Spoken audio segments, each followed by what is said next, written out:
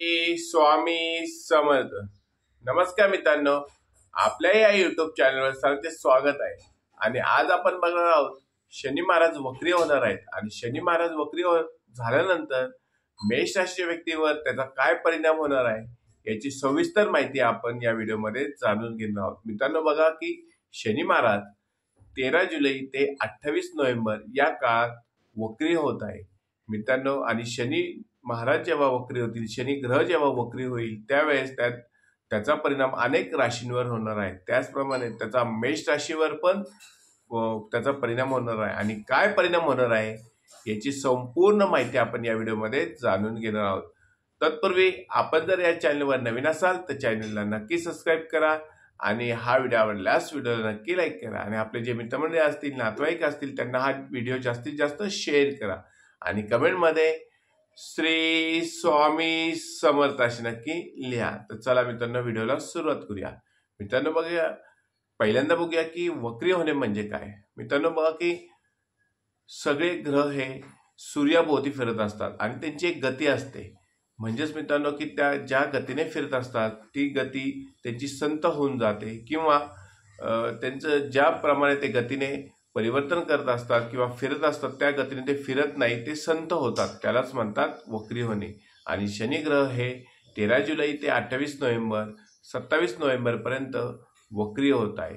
आणि वक्री होण्याचे मेष राशीच्या लोकांना काय परिणाम होणार आहे ते आता आपण बघूया. मित्रांनो मेष राशी राशीचक्रातली पहिल्या नंबरची रास आहे आणि मेष राशी स्वामी हे मंगळ ग्रह आहेत. मित्रांनो पहिल्यांदाच बघा की मेष राशीच्या व्यक्तींना 7.5 सुद्धा चालू आहे आणि आता शनी महाराज हे वक्री होत आहे, शनी ग्रह हे वक्री होत आहे. त्यामुळे त्याचा परिणाम हा खूप होणार आहे. आणि काय परिणाम होणार आहे त्यातला पहिला परिणाम म्हणजे वाणीवर संयम ठेवा. मित्रांनो बघा की तुमच्या बोलण्यामुळे, तुमच्या वागण्यामुळे, तुमचे जे शब्द असतात त्याच्यामुळे घरात, तुमच्या फॅमिलीमध्ये म्हणा, समाजामध्ये म्हणा किंवा तुमच्या जोडीदारामध्ये, तुमच्या मित्रांमध्ये, तुमच्या व्यवसायामध्ये तुमचे भांडण होऊ शकतात. मित्रांनो तुमची वाणी जेवढी तुम्ही जपून वापराल तेवढे तुम्ही तुमच्या वाणीवर संयम ठेवाल तेवढा तुमचा एकोपा टिकून राहील. परंतु येणाऱ्या काळात शनी महाराज जेव्हा वक्री होतील त्या काळात मित्रांनो बघा की तुमच्या शब्दामुळे वाद होऊ शकतात, तुमच्या कुटुंबामध्ये वाद होऊ शकतात, समाजामध्ये वाद होऊ शकतात, भागीदारी जर तुमचा व्यवसाय असेल त्याच्यामध्ये वाद होऊ शकतात किंवा तुमच्या जर एखादं कार्यालय तुम्ही ज्या ठिकाणी नोकरीला असेल त्या ठिकाणी तुमचे वाद होऊ शकतात. त्यामुळे मित्रांनो येणाऱ्या काळात वाद नक्की तुम्ही टाळले पाहिजे. तुमच्या वाणीवर तुम्ही संयम ठेवला पाहिजे, तुमच्या बोलण्यावर तुम्ही संयम ठेवला पाहिजे, वागण्यावर संयम ठेवला पाहिजे.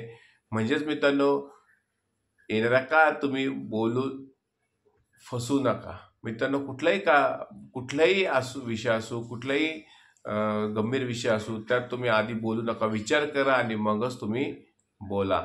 जर तुम्ही विचार करून संयम ठेवून बोलला तर नक्कीच तुमचा फायदा होणार आहे. येणारा का हा तुमच्यासाठी वाणीवर संयम ठेवायचा सगळ्यात मोठा सल्ला आहे. मित्रांनो हे जे भविष्य आहे ते तुमचं जन्मरास चंद्रराशीवर अवलंबून आहे. त्यामुळे प्रत्येक मेष राशी व्यक्तींना हे तंतोतंत लागू होईल असे नाही. ज्यांना जर काही पाहायचं असेल तर त्यांची पत्रिका ही वेगळी दाखवून त्यावर काही उपाय आपण करू शकतो. परंतु हा जो मेष राशी व्यक्तींना येणारा शनी वक्रीचा जो काळ आहे तो काळ तुमच्यासाठी अतिशय महत्त्वाचा असेल. तुम्ही संयम ठेवला पाहिजे, तुमच्या वाणीवर, तुमच्या बोलण्यावर तुम्ही संयम ठेवला पाहिजे. त्यानंतर मित्रांनो सगळ्यात महत्त्वाचा परिणाम होणार आहे तुमच्या कामामध्ये. मित्रांनो येणाऱ्या काळात तुम्हाला असं वाटेल की माझ्या कामात काही बदल करू का, तुमच्या कामात बदल होऊ शकतो.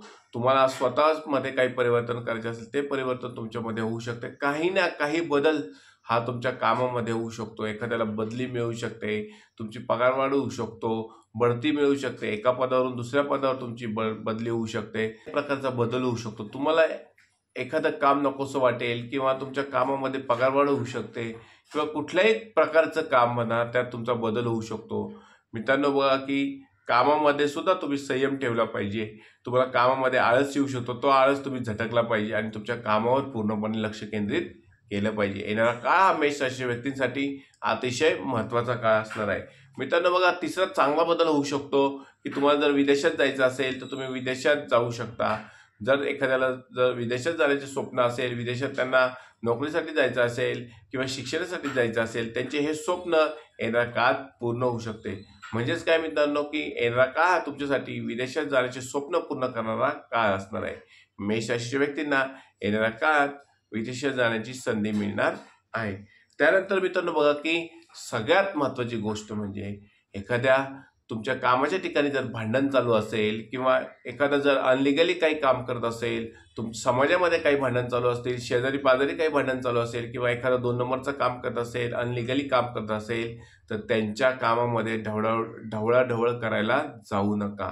एखाद्याचे भांडण चालू असेल, त्या भांडणामध्ये तुम्ही सहभागी होऊ नका किंवा एखादं अनलिगली काम करत असेल तर त्या कामामध्ये तुम्ही सहभागी होऊ नका. मित्रांनो, एखादं काम करेल आणि ते तुमच्यावर येणार आहे. त्यामुळे मित्रांनो, की कुठल्याही भांडणामध्ये, कुठल्याही राजकारणामध्ये तुम्ही सहभागी होऊ नका. एखाद्या ठिकाणी भांडण चालू असेल, अनलिगली कामं चालू असतील तर त्याच्यापासून लांब राहा. लांब म्हणजे खूपच लांब राहा. मित्रांनो, आपलं काम भलं आपण भलं असा व्यवहार तुम्ही येणाऱ्या काळात केला पाहिजे.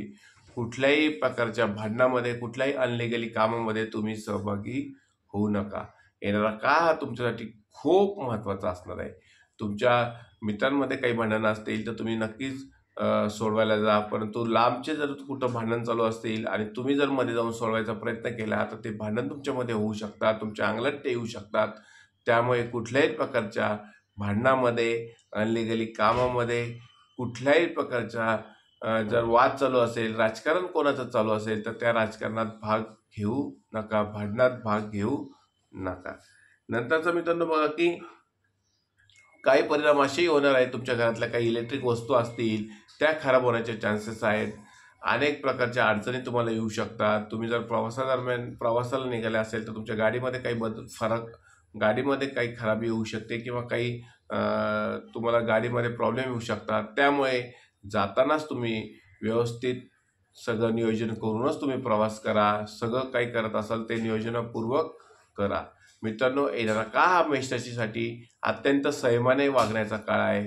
तुम्ही चांगले कर्म करा, शनी महाराज तुम्हाला चांगले फळ देतील. शनी महाराज हे कर्माचे फळ देणारे असल्यामुळे ज्याचे जसे कर्म तसे फळ हे शनी महाराज, शनी ग्रह हे देत असतात. त्यामुळे तुम्ही नक्कीच चांगले कर्म ठेवा, फळ पण तुम्हाला चांगलंच मिळणार आहे. येणारा काळ हा मेष राशीच्या व्यक्तींसाठी अतिशय संयमाने वागायचा काळ आहे. मित्रांनो, कुठल्याही प्रकारच्या भांडणात, वादविवादात पडू नका, राजकारणात भाग घेऊ नका. किंवा राजकारण म्हणजे काय, की कुठल्याही प्रकारचं राजकारण जर एखाद्या तुमच्या नोकरीच्या ठिकाणी चालू असेल, कामाच्या ठिकाणी चालू असेल, फॅमिली चालू असेल तर त्यात तुम्ही सहभागी होऊ नका. त्यानंतर तुम्हाला काही उपाय देखील करायचे आहे मित्रांनो. त्यातला पहिला उपाय म्हणजे तुम्ही शनी महाराजांना काळे तिळवर तेल वाहू शकता. हनुमान चालिसाचे पठण तुम्ही करू शकता. दर शनिवारी हनुमानाच्या मंदिरात जाऊन हनुमान चालिसाचे वाचन तुम्ही करा, दर्शन घ्या. त्यामुळे तुम्हाला नक्कीच फायदा होणार आहे. आणि विशेष महत्त्वाचं मित्रांनो बघा, की कुठल्याही प्रकारचा निर्णय घेताना ट्रेडिंग संदर्भात, शेअर मार्केट संदर्भात, नवीन जागेसंदर्भात किंवा नवीन घर संदर्भात घ्यायचा असेल तर तो पटकन लगेच घेऊ नका. थोडासा विचारपूर्वक निर्णय घ्या, तज्ज्ञांचा सल्ला घ्या. तुमचे जे घरातील तज्ज्ञ असतील, जे मार्गदर्शक असतील त्यांचा सल्ला घ्या, मगच एखादं काम नक्की करा. येणाऱ्या काळात तुम्हाला संयम ठेवूनच काम करायचं आहे. मित्रांनो, मेष राशीच्या व्यक्तींना हा व्हिडिओ जास्तीत जास्त शेअर करा आणि हा व्हिडिओ आवडल्यास व्हिडिओला नक्की लाईक करा आणि कमेंटमध्ये श्री स्वामी समर्थ असे नक्की लिहा. आणि तुम्ही कुठल्या गावातनं, कुठल्या शहरातनं हा व्हिडिओ बघत आहात हे सुद्धा नक्की सांगा. श्री स्वामी समर्थ.